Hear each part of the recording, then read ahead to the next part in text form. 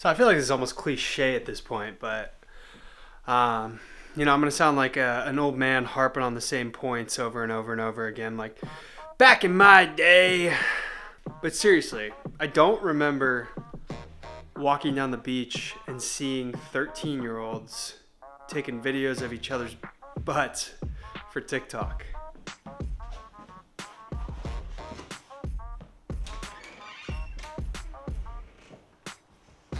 So it kind of begs the question, has social media affected us in a negative way?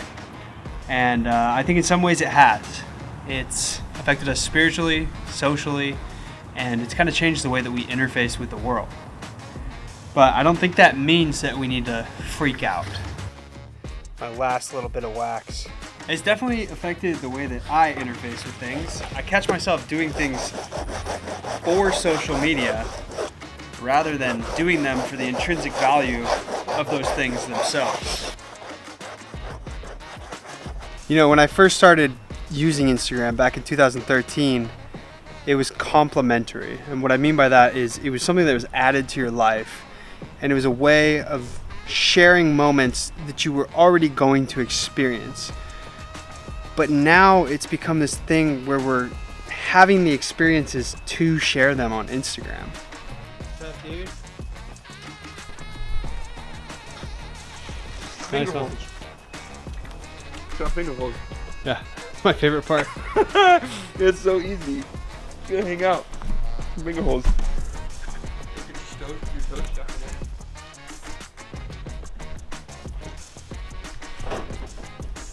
Likes and comments became super addictive, and I think that's when the shift happened. People started doing things for that dopamine rush that they got from the likes and the comments, not from the joy that they have from having those experiences in and of themselves. So we started going on vacations because they're Instagrammable, and maybe that's an extreme example, but like people really literally do that. When I first saw The Social Dilemma, it gave me a lot of hope. I thought there was going to be a shift towards reduced consumption of social media, and I thought that the social media companies were going to be held accountable for their algorithms, but it kind of seems like everyone's just doubled down and made the algorithm more addictive. Now we have TikTok's algorithm, which is just insane, and it feels like the cultural reference of that movie is just kind of lost in the ether now. Do you have to pay? No, it's your state pass. Oh, it is? Yeah. Oh, yeah, cool.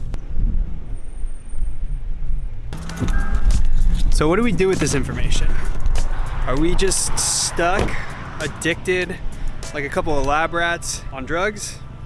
I think it really varies from person to person. You know, I have some friends that can just take social media or leave it, but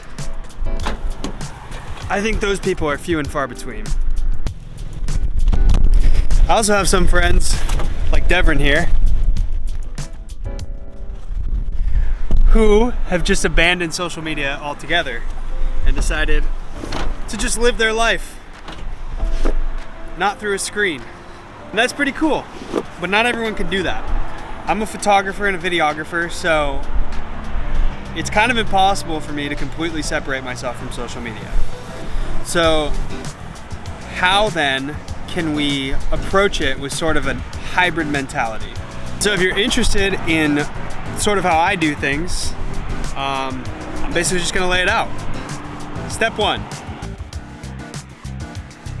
Apple created the app limits that you could put on your accounts now, but the problem is you create your own password. So the way that I've sort of remedied that is my fiance is the one that has the password. I know that I'm an addict, and I will stare at the screen for way too long, and I will excuse myself with my password. So if you have someone in your life that you trust and like maybe lives with you, I think it would be good for you to set that password with somebody else as your accountability partner. The second step is I have a business account, and if you have a business, you should definitely make your Instagram a business account, because then you can use what's called Meta Business Suite. You can reply to messages and do all the important business stuff without scrolling mindlessly.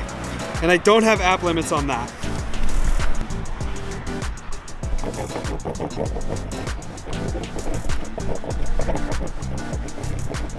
So the third thing, and this is easier said than done, but it's stop caring. I have friends in real estate that are getting millions of views on their videos of house walkthroughs, and it's not really converting to paying customers. So I would say that when you stop counting the likes and you just post for it to be a portfolio of the work that you're doing, that's when you will actually feel like you're free from it. That was pretty good. Yeah. It just seems like super short. Look. Yeah, it's not usually like that. Usually it rolls into the inside.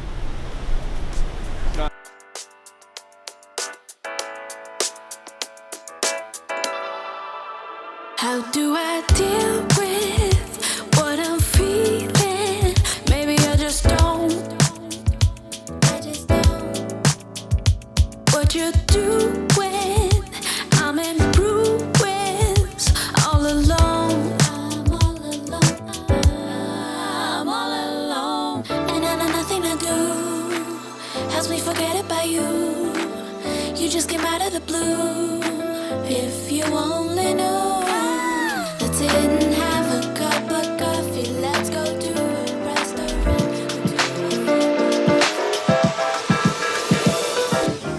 The moral of the story is you don't have to be a complete abolitionist with social media.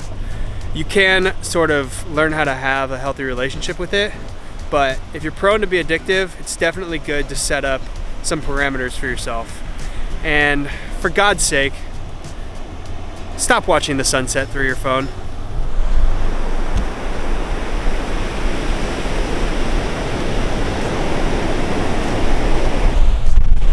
Like and subscribe.